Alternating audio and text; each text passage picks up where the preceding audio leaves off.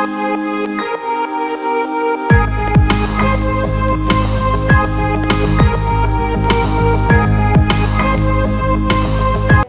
વિદ્યાર્થી મિત્રો, Saraswati group of education દ્વારા ચાલતા આ ઈ લર્નિંગ પ્રોગ્રામમાં હું બ્રિજેશ સાકડેચા ફરી એકવાર આપ સૌનું હાર્દિક સ્વાગત કરું છું.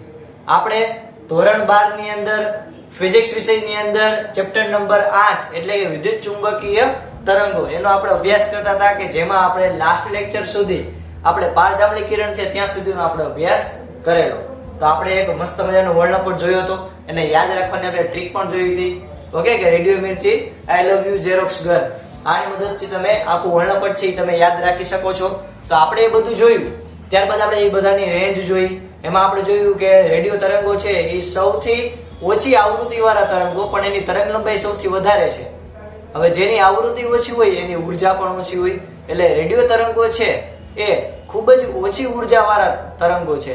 જ્યારે તમે જેમ જેમ વર્ણપટમાં આલીપાથી માલીપા જતા જાઓ તેમ તેમ આવૃત્તિ વધતી જાય અને તમને ઉર્જા મળતી જાય. તો રેડિયો તરંગો છે એ સૌથી ઓછી ઉર્જા ધરાવે છે, જ્યારે ગામા તરંગો છે અથવા તો ગેમા તરંગો જેને કહીએ એ સૌથી વધુ ઉર્જા ધરાવે છે. તો આપણે લાસ્ટ બે કિરણ બાકી હતા, આપણે જોઈ લઈએ મસ્ત મજાના તરંગો. તો આપણે લાસ્ટ લેક્ચર સુધી પારજાંબલી તરંગ સુધી જોયું. આપણે એ પણ જોયું કે જો ઓઝોનનું સ્તર જો ભૂલથી પણ હટી જાય તો કેવી મોટી કયામત આવી શકે, એટલે કે કેવું મોટું પૃથ્વીને હાનિ થઈ શકે અને સજીવ સૃષ્ટિને હાનિ થઈ શકે. તો આપણે બધાએ મળીને ઓઝોન સ્તરને બચાવવાના પ્રયત્ન કરવા જોઈએ. એટલે જ બધાના સિલેબસની અંદર પછી બાયોલોજી હોય તો પણ ભલે, ફિઝિક્સ હોય તો પણ ભલે, કે પછી 9મા 10માનું સાયન્સ હોય તો પણ ભલે, પણ ઓઝોન સ્તર જે છે એની ગંભીરતાને ધ્યાનમાં રાખી અને સિલેબસમાં સ્થાન આપવામાં આવ્યું છે. ચાલો હવે આપણે જોઈએ 8.4.6 એટલે કે આપણું છઠ્ઠું તરંગ જેનું નામ છે એક્સરે કિરણો.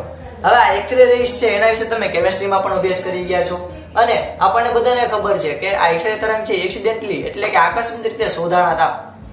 હવે આ જે એક્સરે તરંગો છે એ તમે બધાએ ક્યાંક લાઈફમાં કોઈ તમારો, ભગવાન કરે તમારો ન હોય પણ તમારો હતો તો બીજા કોઈનો તમે એક્સરે રિપોર્ટ જોયો હશે અને એમાં તમે જોયું કે ફક્ત હાડકા જ દેખાય. તો આ એક્સરે તરંગો છે એ શું છે, તમે કેવી રીતે એને ઉત્પન્ન કરી શકો છો?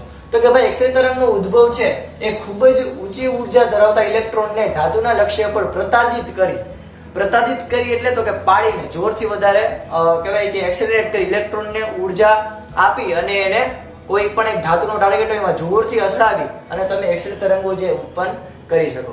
અહીંયા તમને યાદ આવવું જોઈએ થોડુંક સાયક્લોટ્રોન. સાયક્લોટ્રોનમાં તમે એવું ભણ્યા હતા કે કોઈ વિદ્યુત ચુંબકીય તરંગ એમાં એસી તરંગ હોય, એસી સોર્સ આપેલો હોય, એમાં તમે સતત વિદ્યુત પ્રવાહ ઉલટા હોય એટલે ઇલેક્ટ્રોન અહીંયાથી વાંથી અહીં ગોતા ખાય અને એ આખો જે હેલિકલ પાથ બને એટલે કે વર્તુળાકાર પાથ બને અને એટલી બધી પ્રવેગિત ઉર્જા મેળવે અને જે એની નળી હોય ત્યાંથી જોરથી ઇલેક્ટ્રોન જે છે એ પ્રવેગ મેળવી અને જોરથી વધારે દૂર જાય. ઓકે, તો આપણે આયા સુધી આપણે જોયું એટલે કે સાયક્લોટ્રોન છે એમાં તમે આટલો અભ્યાસ કરી ગયા હતા. હવે તો એમાં તમારે સમજવાનું છે કે તમે ઇલેક્ટ્રોનને પ્રવેગિત કર્યો તો ઇલેક્ટ્રોનને ઉર્જા આપી હતી અને પછી તમે જોરથી ઇલેક્ટ્રોનને મૂકી દીધો હતો. હવે એ એટલી અડધૂરી પ્રોસેસ હતી. હવે સાયક્લોટ્રોન છે એમાં તમે ઇલેક્ટ્રોનને પ્રવેગિત કરો, ઇલેક્ટ્રોનને ખૂબ જ વધારે સ્પીડ આપો અને જોરથી ત્યાંથી બહાર નીકળે અને કોઈ ધાતુનું કોઈ પર્ટિક્યુલર લક્ષ્ય હોય, કોઈ પર્ટિક્યુલર મેટલનો ઉપયોગ થતો હોય કે જ્યાં ઇલેક્ટ્રોનને જોરથી પછાડવામાં આવે, જોરથી એની સાથે અથડામણ કરાવવામાં આવે અને ત્યારે જે ઉર્જા ઉત્પન્ન થાય એનાથી આપણને આ એક્સરે કિરણો મળે છે. ક્લિયર થયું છોકરાઓ? તો આ એક્સરે તરંગો ક્લિયર. તો અહીંયા આપણે કોઈ પણ ટોપિક છે એ અમથા નથી ભણતા, કંઈક ને કંઈક આપણે એનો ઉપયોગ કરીએ છીએ. ઇવન ઘણા બધા મોડેલો છે તમે ઘરે પણ બનાવી શકો છો. એક્સરે કિરણો કેવી રીતે ઉત્પન્ન થાય એના વિશે તમારે વિચારવાનું છે, હું કાંઈ નહીં કહું. તમે તમારી રીતે સર્ચ કરીને તમે જોઈ જુઓ કે કેવી રીતે તમે કોઈ સાયક્લોટ્રોન છે એને તમે પ્રેક્ટિકલી લાઈફમાં નાનું એવું મોડેલ બનાવી શકો. ઓકે, ચાલો ત્યારબાદ આપણે જોઈએ એની રેન્જની વાત કરીએ. તો આ એક્સરે કિરણો છે એ આપણે જે સૌથી પહેલા લેક્ચર વિદ્યુત ચુંબકીય વર્ણપટના હતા એટલે કે આઈ થિંક લેક્ચર નંબર 7 એમાં આપણે જોયું હતું કે આ જે રેન્જ જે છે એ યાદ રાખવાની મેં તમને ટ્રીક કીધી હતી કે દ્રશ્ય પ્રકાશની જે રેન્જ છે 400 નેનોમીટર થી 700 નેનોમીટર એની એકોર્ડિંગલી તમારે આલીપા અને માલીપાની રેન્જ યાદ રાખવાની. જેમાં આપણે જોયું હતું કે એક્સરે તરંગો છે એની રેન્જ જે છે 1 નેનોમીટર થી 10⁻⁴ નેનોમીટર સુધીની છે. તો આપણને બુકમાં 10 નેનોમીટર થી આપેલું છે પણ નેનોમીટર માં એટલે આઈ થિંક આંકડામાં કઈ વધારે ફેર પડે નહીં. એટલે આપણે અહીંયા બે પણ રાખી શકીએ કે 1 થી લઈ અથવા તો 1/10 નેનોમીટર થી લઈ અને 10⁻⁴ નેનોમીટર સુધી આપણને એક્સરે તરંગો જોવા મળે છે. એટલે કે એની રેન્જ જે છે, એની આવૃત્તિ છે આટલાની અંદર હોય છે એની તરંગલંબાઈ. ઓકે, વર્ણપટમાં એનું સ્થાન ક્યાં છે? તો કે ભાઈ પારજામની કિરણ પછી તો જ આપણે એને ત્યાર પછી લીધું હોય. ઓકે, તો એના ઉપયોગોની ચર્ચા કરીએ તો આપણને બધાને ખબર, સૌથી પહેલા ઔષધિ અંદર અથવા તો ડાક્ટરી ક્ષેત્રની અંદર એનો ઉપયોગ થાય. કઈ જગ્યાએ? તો કે આપણને ખબર છે કે કોઈ હાડકા બ્રેક થઈ ગયા હોય, કોઈ ફ્રેક્ચર આવ્યું હોય તો એ હાડકાની તિરાડ છે એને ફાઇન્ડ કરવા માટે એક્સરે કિરણનો ઉપયોગ થાય. ઔષધીય શાખામાં રોગના નિદાનમાં એક સાધન તરીકે આનો ઉપયોગ થાય અને કેન્સરની સારવારની અંદર પણ આવા તરંગોનો ઉપયોગ થાય છે. હવે એક્સરે તરંગોનો એક્સરેની સારવારનો ઉપયોગ શું કામ થાય? તો કે ભાઈ આ ઊંચી ઉર્જા ધરાવતા વિકિરણ છે, ઊંચી ઉર્જા ધરાવતા, ઊંચી આવૃત્તિ ધરાવતા તરંગો છે. તો યાદ રાખજો કે ઊંચી આવૃત્તિ ધરાવતા તરંગો એની ઉર્જા વધારે હોય, એટલે તો આપણને ખબર છે. હવે એની ઉર્જા વધારે હોય એટલે જે કેન્સર વાળા જે કોષ હોય, પર્ટિક્યુલર માની લો કે આટલાક ભાગમાં કેન્સર થયું હોય તો આટલાક ભાગમાં એ એક્સરે નો મારો કરવામાં આવે કે જેથી એની જે વિકિરણની ઉર્જા હોય એ ઉર્જાને કારણે જે ન્યાના પર્ટિક્યુલર સેલ હોય ગરમ થાય. ગરમ થાય એટલે ગરમ થઈને શું થાય? તો ઉગડી જશે. ઉગડી જાય એટલે કે એનાથી આપણે એને રિમૂવ કરી શકીએ. એટલે કે કેન્સર વાળો જેટલો પર્ટિક્યુલર પાર્ટ છે એને આપણે એનાથી રિમૂવ કરી શકીએ. તો આવી કેન્સરની સારવારની અંદર પણ આવી ઊંચી ઉર્જા ધરાવતા તરંગોનો ઉપયોગ થતો હોય કે જેમ આપણે એક જે છે એનું નામ છે એક્સરે કિરણ. આ સિવાય એક્સરે કિરણોનો ઉપયોગ ક્યાં થાય? તો કે બુકમાં આપેલો નથી પણ છતાં પણ હું તમને શેર કરીશ. આ સિવાય એક્સરે તરંગોનો ઉપયોગ ધાતુઓમાં તિરાડ જે છે એ જાણવા માટે થાય. હવે પર્ટિક્યુલર કોઈ મેટલની વાત કરીએ, તમે કોઈ મશીન બનાવતા હોય, ઓકે, અને માની લો કે એ મશીન વેક્યુમ ક્રિએટ કરતું હોય અથવા તો કોઈ બહુ મોંઘા મશીન હોય એ તમે બનાવતા હોય અને એમાં કોઈ પાતળી એવી તિરાડ પણ છે એ આપણે ચલાવી લેવાની ન હોય, કારણ કે ઓબ્વિયસ વાત છે એક 2 કરોડના મશીન હોય તેમાં નાની એવી તિરાડ પણ બનેલી હોવી જોઈએ નહીં, કારણ કે એનું મેન્ટેનન્સ બહુ વધી જાય.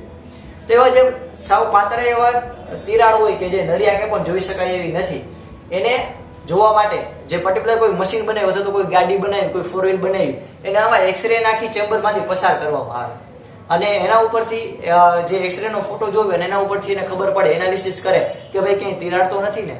અને જો એ નાની આમથી નરી આંખે પણ ન દેખાય એવી તિરાડ હોય તો પછી એને તાત્કાલિક રિમૂવ કરવાની પ્રોસેસ કરવામાં આવે. તો હવે ધાતુઓ જે હોય એમાં તિરાડ બની હોય, પછી 4 વ્હીલ બનાવતી એટલે કે ઓટોમોબાઈલની ફેક્ટરી હોય તો પણ ભલે, કે મેટાલર્જીની એટલે કે ધાતુઓની ભઠ્ઠી બનાવતી ફેક્ટરી હોય તો પણ ભલે, કે ડાય બનાવતી ફેક્ટરી હોય તો પણ ભલે. તો એની અંદર આ એક્સરે કિરણોનો ઉપયોગ ધાતુઓમાં જે તિરાડ હોય એને શોધવા માટે થાય. ક્લિયર? તો આ થયું આપણું એક્સરે કિરણ. આઈ હોપ બધાને એક્સરે કિરણ ક્લિયર થયું, એક્સરે તરંગો. ચાલો ત્યારબાદ છેલ્લું લાસ્ટ તરંગ આવે છે જેનું નામ છે ગામા કિરણો અથવા તો ગેમા કિરણો. આ ગેમા કિરણો છે એ આપણને ખબર છે કે સૌથી લાસ્ટમાં આવે છે. એનો મિનિંગ એવું કે સૌથી વધુ ઉર્જા ધરાવતા હોવા જોઈએ. તો સૌથી પહેલો પોઈન્ટ પણ આપણે એ જ લખી કે ઉચ્ચ આવૃત્તિ ધરાવે છે. હવે આ જે ગેમા કિરણો છે એ ગેમા કિરણો કેવી રીતે ઉત્પન્ન થાય? તો કે ભાઈ જે ગેમા કિરણો છે એ ન્યુક્લિયર પ્રક્રિયાઓમાંથી ઉત્પન્ન થાય. પહેલું તો સોર્સ એનો ગામા કિરણો શું છે? તો કે ભાઈ ન્યુક્લિયર પ્રક્રિયાઓ, એટલે કે જે ન્યુક્લિયર રિએક્ટરની અંદર ન્યુક્લિયર ઉર્જાને લીધે વિદ્યુત ઉર્જા રૂપાંતર કરવાની જે પ્રક્રિયા છે એની અંદર આ ગામા કિરણો ઉત્પન્ન થાય. હવે જો એ તમને પર્ટિક્યુલર પ્રોસેસ સમજાવું કઈ રીતે હોય કે એની અંદર કોઈ પર્ટિક્યુલર કોઈ પ્રોટોન હોય, ઓકે, એ પર્ટિક્યુલર પ્રોટોન હોય, એ પ્રોટોનને કોઈ અતિશય વધારે પ્રવેગિત ઇલેક્ટ્રોન દ્વારા, હવે તમને ત્યાં ફરી પાછો પ્રશ્ન થાય કે આ અતિશય વધારે પ્રતાડિત ઇલેક્ટ્રોન એટલે તો કે ભાઈ આપણે સાયક્લોટ્રોન થી કોઈ પણ ઇલેક્ટ્રોનને પ્રવેગ આપી શકીએ તો તમારે ત્યાં કનેક્ટ કરવાનું છે સાયક્લોટ્રોનને. તો સાયક્લોટ્રોન થી તમે ખૂબ જ વધારે કોઈ પ્રવેગિત કર્યો હોય એવો ઇલેક્ટ્રોન છે એને આવા યુરેનિયમ જેવા કોઈ પર્ટિક્યુલર અણુઓ હોય એના પ્રોટોનમાં જોરથી પ્રતાડિત એટલે કે જોરથી અથડાવવામાં આવે, જેને લીધે એના 2 ભાગ થાય.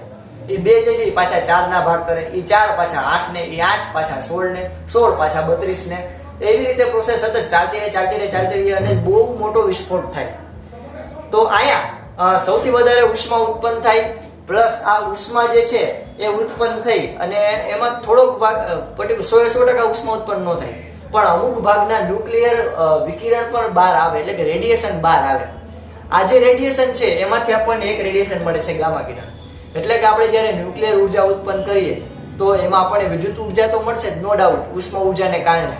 એ ઉષ્મા ઉર્જા જે ઉત્પન્ન થઈ હોય એને આપણે ટર્બાઇનમાં આપીએ, બહુ જોરથી વધારે પ્રેશરાઇઝ સ્ટીમ આપીએ એટલે ટર્બાઇન ફરે અને એને લીધે જનરેટર દ્વારા આપણે વિદ્યુત ઉર્જા ઉત્પન્ન કરતા જ હોઈએ. પણ સાથે સાથે જે બાય પ્રોડક્ટ આવી એટલે કે સાથે સાથે જે આડ પેદાશ આવી ન્યુક્લિયર રિએક્ટર, એ ન્યુક્લિયર રિએક્ટરમાં જે આડ પેદાશ આવી વિકિરણ અથવા તો આપણે જેને કહીએ કે રેડિયેશન્સ, તો એ જે રેડિયેશન આવ્યા એમાં આપણને આ ગામા કિરણો મળે. બીજી વાત કરીએ તો રેડિયો એક્ટિવ ન્યુક્લિયસ હોય. હવે રેડિયો એક્ટિવ ન્યુક્લિયસ એટલે કે ભાઈ એ જે સતત ક્યારેય સ્થિર ન હોય. જેમ કે આપણે ઓક્સિજનની વાત કરીએ તો એ સ્થિર હશે, પણ તમે જ્યારે કે ભાઈ કે રેડિયમ જેવા કોઈ વિકિરણની વાત કરતા હોય, કોઈ તત્વની વાત કરતા હોય, તો એ સતત ડિસ્કો કરતા હોય. જો તમે સ્ક્રીનમાં જોઈ શકશો સતત ડિસ્કો કરતા હોય એટલે કે સતત પોતે સ્થિર ન હોય, સતત પોતે ઉર્જા ઉત્પન્ન કરતા હોય. તો જે બોલઘા કરી ઉર્જા બહાર પાડે એ શું છે તો કે એક પ્રકારના વિકિરણ ઉત્પન્ન કરે જેનું નામ છે ગામા કિરણ. એ ઉર્જા આપી અને એ બીજાને ઉર્જા આપે, બીજો ત્રીજાને આપે અને પછી પોતે સ્થિર થઈ જાય, પછી પોતે સૂઈ જાય. ઓકે, તો આવી રીતે તમે રેડિયો એક્ટિવ ન્યુક્લિયસ હોય એમાં તમે આ ગામા કિરણો છે એવી રીતે ત્યાંથી મેળવી શકો છો. તો અહીંયા આપણે બે સોર્સ જોઈએ વિદ્યાર્થી મિત્રો ગામા કિરણો મેળવવાના. ક્યાં ક્યાં? તો એક તો ન્યુક્લિયર પ્રક્રિયાઓમાંથી અને બીજું રેડિયો એક્ટિવ ન્યુક્લિયસોમાંથી. આ બે સોર્સ છે કે જેમાંથી આપણને ગામા કિરણો મળે છે. આ સિવાય આલિયામાંથી આપણને મળતા નથી. ઓકે, એટલે બહુ પર્ટિક્યુલર સોર્સ, લિમિટેડ સોર્સ જ છે ગામા કિરણો ઉત્પન્ન કરવા માટે. આ ગામા કિરણો છે, આઈ રિપીટ, એ અતિશય વધારે ઉર્જા ધરાવતા વિકિરણ છે. એટલે કે આની આવૃત્તિ ખૂબ જ ઊંચી હશે, આની ઉર્જા પણ ખૂબ જ ઊંચી હશે, પણ આની તરંગ લંબાઈ ખૂબ જ ઓછી હશે. આપણે જે પર્ટિક્યુલર ઇલેક્ટ્રોમેગ્નેટિક સ્પેક્ટ્રમનો લેક્ચર લીધો હતો, લેક્ચર નંબર 7, એમાં આપણે આની રેન્જ ડિફાઇન કરી હતી 10⁻⁴ નેનોમીટર કરતા પણ ઓછી. તો એમ પણ તમે યાદ રાખી શકો છો, અથવા તો તમને બુકમાં એવું કીધેલું છે કે લગભગ 10⁻10 મીટર થી 10⁻14 મીટર. ઓકે, તો આ રીતે પણ તમે યાદ રાખી શકો છો. આ વર્ણપટમાં એક્સરે પછી આવે છે ગામા કિરણ, એક્સરે પછી gamma Kiran last but not the least. Okay, અને ઉપયોગ તો કે આનો ઉપયોગ સૌથી વધારે ક્યાં થાય તો કે ઔષધીય શાખામાં કેન્સરના કોષોને નાબૂદ કરવા માટે. સેમ મેં તમને કીધું એક્સરે માં એવી જ રીતે આમાં લાગુ પડશે કે પર્ટિક્યુલર કોઈ કોષ હોય, એ કોષ કેન્સર માની લો કે અહીંયા થયું હોય તો આટલા ભાગમાં આ ગામા કિરણોનો મારો કરવામાં આવે. એ વધારે ઉર્જા ધરાવતા હોવાને કારણે એ જે કોષ હોય એ કોષને એકદમ ગરમ કરી અને સાવ બાળી નાખે. ઓકે, તો આટલો ભાગ હોય એટલા જ ભાગને જ ઓપરેશન કરવાનું આવે, એટલે કે આટલા જ ભાગમાં જ જે કેન્સરના કોષ હોય તે નાબૂદ થાય. તો ગામા કિરણોનો ત્યાં ઉપયોગ થાય. પણ પહેલા છે ને એક્સરે ઉપર ટ્રાય કરવામાં આવે. આ એક્સરે દ્વારા એક્સરે એટલી ગરમી ઉત્પન્ન ન કરી શકે અથવા તો એ કોષને ન બાળી શકે પ્યોરલી, કારણ કે કેન્સરના પણ અલગ અલગ પ્રકાર હોય. ફર્સ્ટ વન, પછી એટલે કે ફર્સ્ટ સ્ટેજ, સેકન્ડ સ્ટેજ અને થર્ડ સ્ટેજ. તો ફર્સ્ટ અને સેકન્ડ આઈ થિંક જે છે એ એક્સરે થી ક્લિયર થઈ જાય. પણ જે થર્ડ કેસ છે એટલે કે થર્ડ સ્ટેજ છે કે જેની અંદર બહુ વધારે કેન્સર અતિશય ગાઢ લેવલનું થયું હોય, તો એમાં કે કોઈ કોમ્પ્લેક્સ પ્રકારનું કેન્સર હોય તો એની અંદર આ ગામા કિરણો વધારે ઉપયોગી આવે, કારણ કે એની આવૃત્તિ આના કરતા પણ વધારે છે. એટલે કે જે કેન્સરના જે કોષ છે એને નાબૂદ કરવાની ક્ષમતા છે એ આ એક્સરે કરતા પણ ગામાની કેવી છે? વધારે. ઓકે વિદ્યાર્થી મિત્રો, તો ચાલો ફટાફટ પહેલા આટલું તમારા રંગબેરંગી બુકની અંદર મસ્ત મજાના રંગબેરંગી પેનથી લખી લો, ત્યારબાદ આપણે આગળ ચર્ચા કરીએ. લખી લેજો.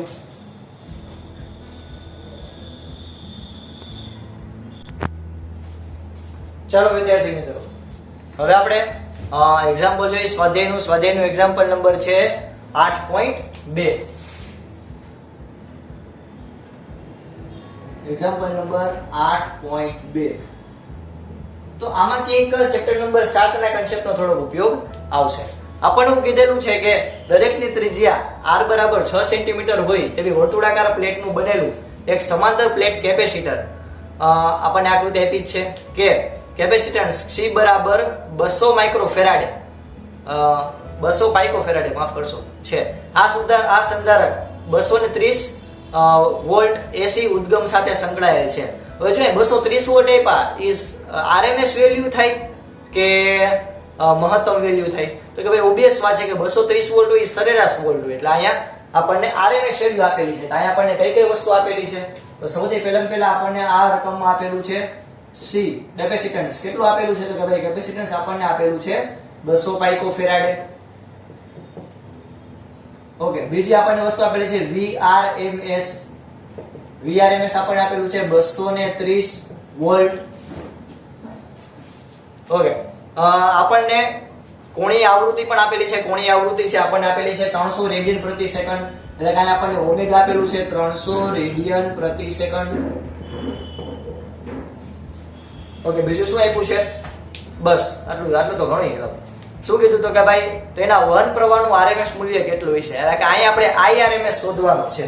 ઓકે, અહીંયા આપણને સૌથી પહેલા આપણે શોધવાનું શું છે, તો અહીંયા સૌથી પહેલા શોધવાનું છે આઈઆરએમએસ. તો અહીં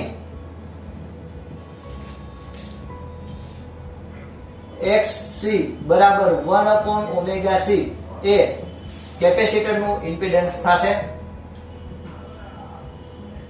કેપેસિટરનું ઇમ્પિડન્સ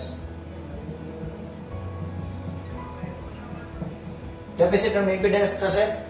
ઓકે યાર, યાદ જ છે ને તમને કે ઇન્ડક્ટર હોય તો એનું ઇમ્પિડન્સ શું આવે તો કે omega into L. x r અવરોધનું તો કે ભાઈ પોતે જ છે જે છે ઈશ્વરાપુરા, અને xc ઇક્વલ ટુ 1/ωc. તો આ ત્રણ ઘટક હોય LCR પરિપથમાં, તો આ છે ઇન્ડક્ટરનું ઇમ્પિડન્સ છે, આ છે અવરોધનું ઇમ્પિડન્સ છે, અને આ છે કેપેસિટરનું ઇમ્પિડન્સ છે. આ L નથી, C છે. ક્લિયર? તો અહીંયા xc બરાબર 1/ωc થશે. તો આપણે ઓહમના સૂત્ર મુજબ I ઇક્વલ ટુ V ના છેદમાં R મુજબ આપણે કિંમત મૂકી તો IRMS ઇક્વલ ટુ VRMS. તમે ભાઈ આવા ઘણા એક્ઝામ્પલ 7મા ચેપ્ટરમાં સોલ્વ કર્યા જ છે. છેદમાં R એટલે તો કાંઈ અવરોધ તરીકે તો કે કેપેસિટર ઇમ્પિડન્સ કામ કરશે, એટલે કે XC એટલે કે VRMS એના છેદમાં 1/ωc. ચાલો આ માસી, આ ωc નથી પણ આ ખાલી માસી છે, તો આપણે આની કિંમત મૂકીએ તો કે IRMS બરાબર VRMS આપણને કેટલા આપ્યા તો કે ભાઈ 230 વોલ્ટ, ઓમેગા આપણને કેટલા આપ્યા તો કે ભાઈ 200 રેડિયન પ્રતિ સેકન્ડ, અને C કેપેસિટર આપણને કેટલા આપ્યું તો કે ભાઈ 200 પાઇકોફેરાડ, એટલે કે 200 ગુણ્યા 10 ની -12 ફેરાડ. ક્લિયર થયું? ઓકે, ચાલો તો આયા કેવી રીતે આપણે આને સોલ્વ કરશું તો કે ભાઈ IRMS ની વેલ્યુ આપણને કેટલી આવે છે ગણો જોઈએ, ફટાફટ ટ્રાય કરો જોઈએ.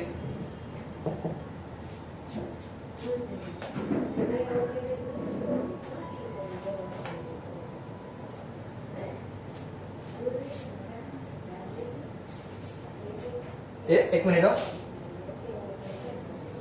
યસ, 1/ωc એટલે કે VRMS બરાબર 230 1/ωc. 1 છે તો છેદનો છેદ ક્યાં જાય?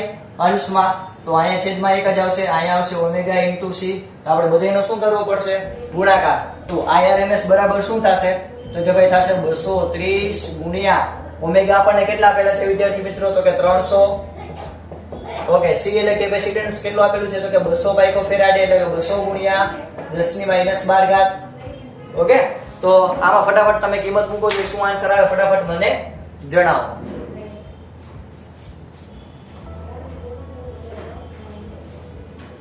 ઓકે, 100 પાઇકોફેરાડ એ રકમમાં આપેલું છે, તો આપણે તો ડાયરેક્ટ ઉડાડી શકીએ અને 10 ની -10 ઘાત જ કરી શકાય. ઓકે, અહીંયા પણ 100 પાઇકોફેરાડ કરી નાખીએ. 100 ની 10 ની -10 ઘાત નહીં આવે, 10 ની -10 ઘાત. ઓકે, ચાલો શું આન્સર આવે એનું જોવું જોઈએ.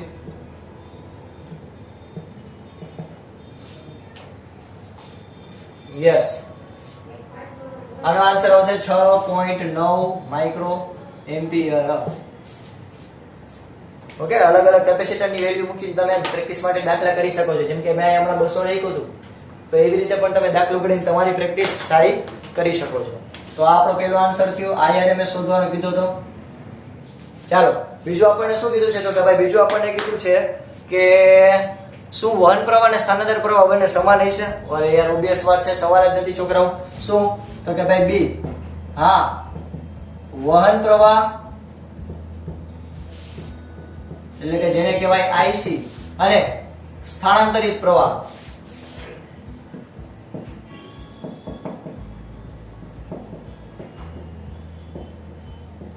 ના મૂલ્યો સરખા હશે. ઓકે, ઓબિયસ વાત છે કારણ કે આપણે મેક્સવેલના એ મેક્સવેલ એમ્પિયરનો નિયમ એને સુધારીને જ કીધું હતું કે જ્યાં સ્થાનાંતર પ્રવાહ હોય, કેપેસિટરનું જે આપણે ઉદાહરણ લીધું હતું, બરાબર, કે જેટલો વહન પ્રવાહ હોય એટલો જ સ્થાનાંતર પ્રવાહ હોય. ચાલો ત્યાર પછી સી જોઈએ. શું કીધું છે આપણને? તો કે ભાઈ આપણને કીધેલું છે કે પ્લેટોની વચ્ચેથી અક્ષથી 3 સેન્ટીમીટર અંતરે, તો આપણને આકૃતિ આપી એમાં પ્લેટની જે અક્ષ છે એનાથી 3 સેન્ટીમીટર અંતરે આવેલા બિંદુ આગળ B નો કંપ વિસ્તાર શોધો. તેના માટે ચુંબકીય ક્ષેત્રનું સૂત્ર શું થાય આપણને ખબર જ હોવી જોઈએ કે B0 બરાબર μ0 r upon 2πr² એને ગુણ્યા id અથવા તો સ્મોલ I into d. હવે આયા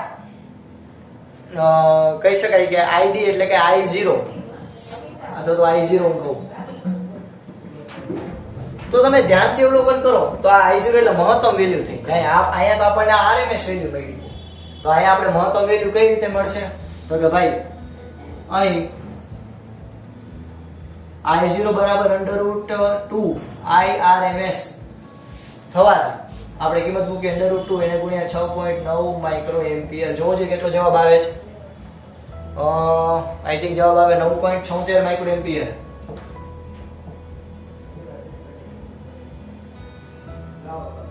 ઓકે, આ I0 ની કિંમત સમીકરણ માં મૂકતા કયા સમીકરણમાં મૂકવું? તો કે ભાઈ આપણે પહેલા નામ આપી દઈએ. સમીકરણ નંબર 1, સમીકરણ નંબર 2, સમીકરણ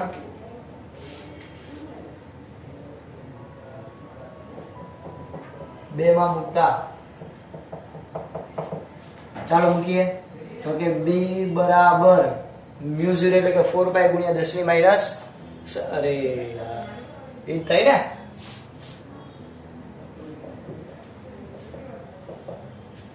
ઓકે. આ સિવાય 3 ગુણ્યા 10 ની માઈનસ 2 ઘાત, કારણ કે આપણને સેન્ટીમીટર 3 સેન્ટીમીટર દૂર કીધું.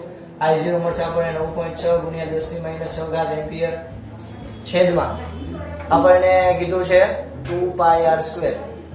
ઓકે, કેપેસિટરનું આપણને પ્લેટ કેટલી કીધી છે? 6 સેન્ટીમીટર કીધી છે. તો અહીંયા આવશે 6 સેન્ટીમીટર નો સ્ક્વેર અને અહીંયા આવશે 2 ગુણ્યા પાઈ. ચાલો આ ફટાફટ તમે સોલ્વ આઉટ કરો અને શું આન્સર આવે તમારે મને જણાવવાનું છે. આજ આપણો ફાઇનલ આન્સર રહેશે. આ બધાની ગણતરી કરો એટલે આઈ થિંક છેલ્લો આન્સર આવશે કંઈક આવું કે મારી પાસે અત્યારે અવેલેબલ છે 1.63 ગુણ્યા 10 ની માઈનસ 11 ઘાત ટેસ્લા.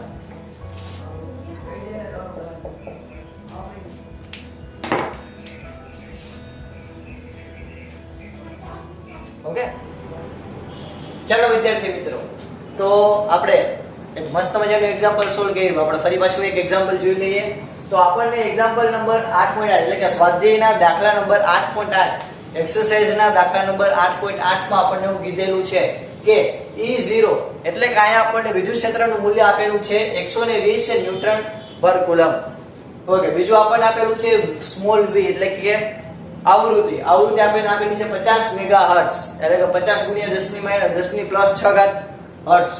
આપણને શોધવાનું તો કે બે ક્વેશ્ચન કીધા કે B0 એટલે કે ચુંબકીય ક્ષેત્ર, ઓમેગા એટલે કે કોણીય આવૃત્તિ, k એટલે તરંગ સદિશ અને લેમ્ડા એટલે કે તરંગ લંબાઈ શોધો. બીજો આપણને ક્વેશ્ચન પૂછેલો છે E અને B ના સૂત્ર લખી નાખી. આપણે કાંઈ અભિમાન જ નથી. ચાલો આપણે સૌથી પહેલા એ ગોતીએ. એટલે એમાં સૌથી પહેલા મેં કીધું B0 બરાબર. હવે આપણે યાદ કરો સૂત્ર શું હતું? તો કે આપણે ભણ્યા હતા કે E બરાબર BC. ઓકે, મેં એવી રીતે યાદ રાખ્યું હતું E બરાબર બસ કંડક્ટર એટલે કે E બરાબર BC. એના ઉપરથી B ને સૂત્રનો કરતા બનાવવું તો શું થાય? તો કે E/C એટલે કે અહીંયા આપણે લખી કે E0/C. E0 આપણને શું આપેલું છે? તો કે ભાઈ 120. C એટલે તો કે ભાઈ પ્રકાશનો વેગ શૂન્યાવકાશમાં 3 ગુણ્યા 10 ની 8 ઘાત. ઓકે, આનું સાદું રૂપ આપો જોઈએ ફટાફટ. શું આન્સર આવે મને કયો જોઈએ? ચાલો, યસ, આનો આન્સર આવે છે 4 ગુણ્યા 10 ની માઈનસ 7 ઘાત ટેસ્લા. ઓકે, મળી જાય સાવ સિમ્પલ.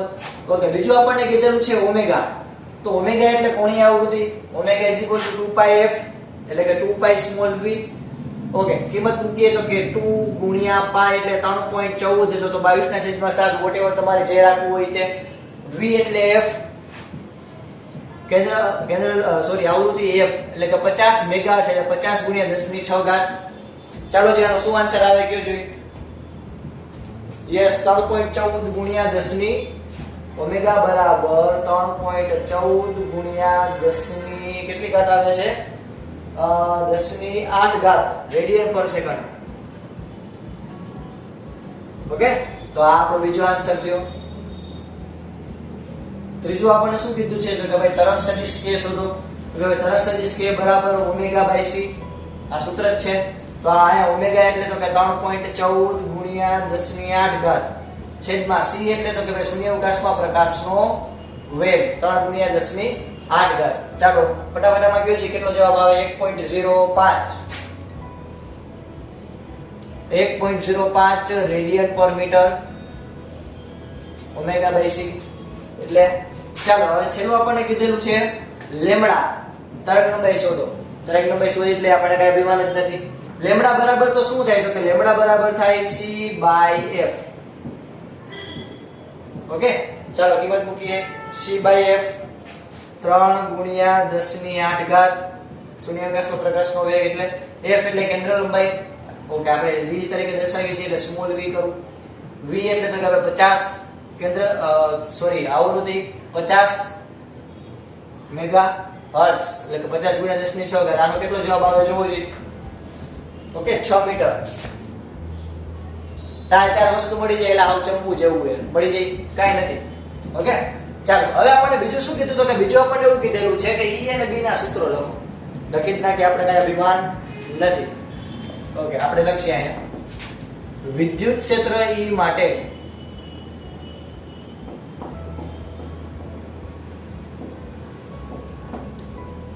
વિદ્યુત ક્ષેત્ર E માટે તો કે ભાઈ નોર્મલ સૂત્ર શું છે આપણને શું યાદ રહે તો કે ભાઈ આપણે એને ધારવું પડે. તો આપણે એવું લખીએ કે ધારો કે આપણે ઉપર લખીએ ધારો કે વિદ્યુત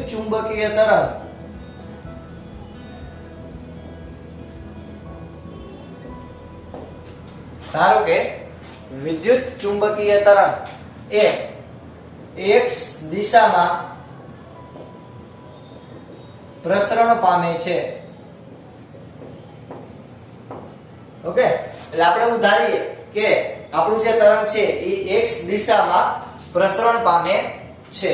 તો x દિશામાં પ્રસરણ પામતું હોય તો આપણે y દિશામાં કેવી દિશા હોય તો y દિશામાં વિદ્યુત ક્ષેત્ર E હોય અને z દિશામાં ચુંબકીય ક્ષેત્ર B હોય કારણ કે બંને એકબીજાને કેવા હોય લંબ. ભાઈ આપણને ખબર પડી જ જાય કે x દિશામાં જો તરંગ આગળ વધતું હોય તેનો મતલબ એમ કે y દિશામાં વિદ્યુત ક્ષેત્ર હોય અને z દિશામાં ચુંબકીય ક્ષેત્ર હોય. ઓકે ભાઈ, કાઈ વાંધો નહીં. તો આપણે અહીંયા સૂત્ર લખશું વિદ્યુત ક્ષેત્ર માટે તો કે E બરાબર એટલે કે E નો સદિશ equal to E0 sin કાઉન્સમાં kx minus omega t. Okay, હવે આ કઈ દિશામાં છે તો કે ભાઈ વિદ્યુત ક્ષેત્ર જે છે એ y દિશામાં હોવાથી j કેરેટ લાગશે. ઓકે, આમાં આપણે કિંમત મૂકીએ તો કે ej એટલે કે જે દિશામાં જે વિદ્યુત ક્ષેત્ર છે એનું મૂલ્ય E0 આપણને કેટલા આપ્યા તો કે ભાઈ 120 sin k એટલે કે બોલા કે આ આપણને હમણાં મળ્યું 1.05 x માઈનસ ઓમેગા એટલે ઓમેગા આપણને મળ્યું 3.14 ગુણ્યા 10 ની 8 ઘાત ઇન્ટુ t આનો z કેરેટ. ઓકે, તો આપણું કેનું સૂત્ર થઈ ગયું તો કે આપણું સૂત્ર થઈ ગયું વિદ્યુત ક્ષેત્રનું. ઓકે, આવી જ રીતે ચુંબકીય ક્ષેત્ર માટે તમે શું કરી શકો તો કે વિદ્યાર્થી મિત્રો ચુંબકીય ક્ષેત્ર માટે આપણે લખી શકીએ કે ચુંબકીય ક્ષેત્ર માટે લખી જ નાખીએ આજે તો થઈ જ જાય. આજે તો કઈ ચુંબકીય ક્ષેત્રને આપણે નહીં B બરાબર B0 sin kx minus omega t k caret. તો bk બરાબર આપણને ચુંબકીય ક્ષેત્ર કેટલું મળ્યું તો કે 4 ગુણ્યા 10 ની -7 ઘાત sin k એટલે 1.05 x માઈનસ ઓમેગા એટલે 3.14 ગુણ્યા 10 ની 8 ઘાત t k caret. Okay clear? તો આપણને આયા એક વસ્તુ શોધવાની કીધી હતી. શું તો કે આપણને અલગ અલગ વસ્તુ શોધવાની કીધી હતી. આયા તો ચુંબકીય ક્ષેત્ર શોધવાનું હતું. ઓકે પછી આપણને કીધું ઓમેગા શોધો, પછી આપણને કીધું તરંગ સદિશ k શોધો, પછી આપણને કીધું તરંગ લંબાઈ લેમ્ડા શોધો. ચારે ચાર આવી ગયું, એક ક્વેશ્ચન પૂરો. ઓકે આ આપણો છે બીજો ક્વેશ્ચન બી કે જેમાં આપણે ધાર્યું, જો તમે કોઈ પણ ધારી શકો, તમે આપણે એવું ધાર્યું કે x દિશામાં તરંગ આગળ વધે તો એને અનુરૂપ y દિશા વિદ્યુત ક્ષેત્રની થાય અને z દિશા ચુંબકીય ક્ષેત્રની થાય. તમે બીજું ધારો, તમે એમ ધારો કે ભાઈ મારું તો વિદ્યુત તરંગ છે એ z દિશામાં આગળ વધે તો એને એકોર્ડિંગલી બેની દિશા લઈ લેવાની e અને b. પણ એટલું આપણને યાદ હોવું જોઈએ, તને એકબીજાને કહેવાય છે લંબ. ઓકે વિદ્યુત ક્ષેત્ર e માં હોય તો એના માટેનું સૂત્ર, વિદ્યુત ક્ષેત્ર માટેનું સૂત્ર આ રહ્યું અને ચુંબકીય ક્ષેત્ર માટેનું સૂત્ર આ રહ્યું. Clear? Done done done. Okay ફટાફટ તમારા બુક ની અંદર રંગબેરંગી પેન થી લખી લો.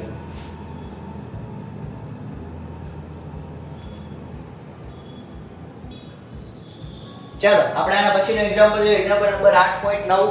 તો આપણને એવું કીધેલું છે કે એની અંદર કે હું વાંચતો જાઉં છું, તમારી સ્ક્રીન ઉપર અહીંયા દેખાશે કે પુસ્તકમાં વિદ્યુત ચુંબકીય વર્ણપટના જુદા જુદા ભાગની શબ્દાવલી આપેલ છે.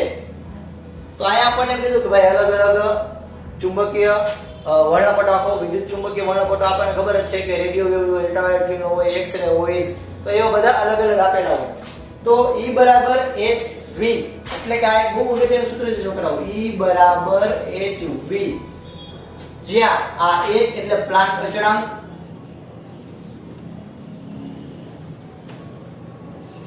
સાહેબ હું યાર તમે ગુરુ ક્યાં કરાવો યાર તમે.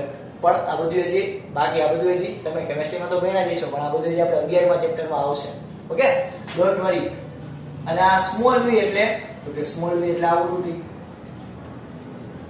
તો આ બેનો ગુણાકાર કરો તો તમને ઊર્જા આપે છે. ઓકે એટલે E બરાબર h * v આપણે એમ કહી શકાય.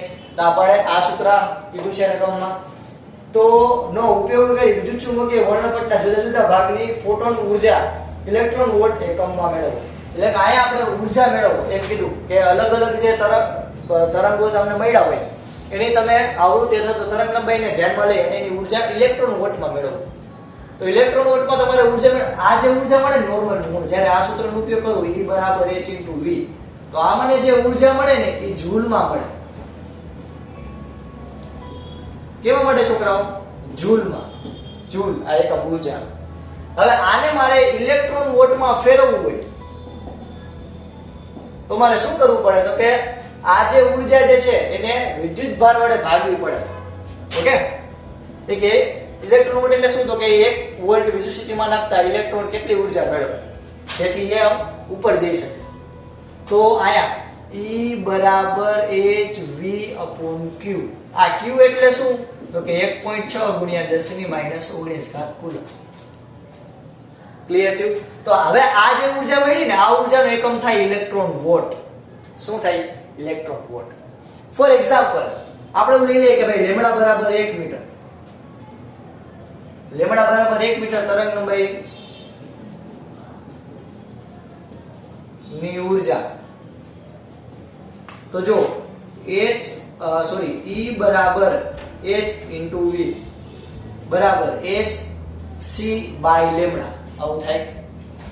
ઓકે કિંમત મૂકું તો 6.625 ગુણ્યા 10 ની -34 ઘાત પ્લાન્કના અચળાંકનું મૂલ્ય ગુણ્યા c એટલે પ્રકાશની શૂન્ય અવકાશમાં ઝડપ 3 ગુણ્યા 10 ની 8 ઘાત છેદમાં લેમ્ડા એટલે 1. આ મને જે મેળવ્યો ને કેમાં મળશે? તો કે જૂલમાં મળશે. એને મારે ઇલેક્ટ્રોન વોટમાં ફેરવવું હોય તો શું કરવું પડે? તો કે આને 1.6 ગુણ્યા 10 ની -19 ઘાત એટલે કે આને મને q વડે ભાગવું પડે. જો આમાં ભાગ્યું થઈ તો મને આ જે જવાબ મળે કેવા મળશે? ઇલેક્ટ્રોન વોટમાં. ઓકે તો આ એક સૂત્ર છે. અહીંયા v ની જગ્યાએ તમે જ્યારે તરંગ લંબાઈનો ઉપયોગ કરતા હોય તો તમે આમ પણ લખી શકો કે E બરાબર hc/લેમ્ડા * q. બંને સૂત્ર ચાલે. આ બેમાં તમને ઊર્જા કેમાં મળશે? ઇલેક્ટ્રોન વોટમાં ઊર્જા મળશે. તો આ હું તમને જો એક મસ્ત મજાનું કોષ્ટક દેખાડું કે જેમાં અલગ અલગ તરંગો માટે આવૃત્તિઓ છે એ દર્શાવેલી છે અને એને અનુરૂપ ઇલેક્ટ્રોન વોલ્ટમાં ઉર્જા. હવે તમારે ચેક શું કરવાનું, તમે કોઈ પણ તરંગ લંબાઈ તમે કોઈ પણ આવૃત્તિ લઈ લો, કોઈ પણ આવૃત્તિ એને પ્લાન્કના તરીકે ગુણી નાખો અને એને ભાગ્યા ક્યુ કરી નાખો, ઇલેક્ટ્રોન વોલ્ટમાં એટલી ઉર્જા હશે. એટલે માની લો કે તમને એમ કે ભાઈ કોઈ તમારી પાસે એક્સ-રે કિરણ છે કે જે 500 નેનોમીટર તરંગ લંબાઈ ધરાવે છે, તો 500 નેનોમીટર તરંગ લંબાઈ ધરાવતા એક્સ-રે કિરણની ઉર્જા કેટલી?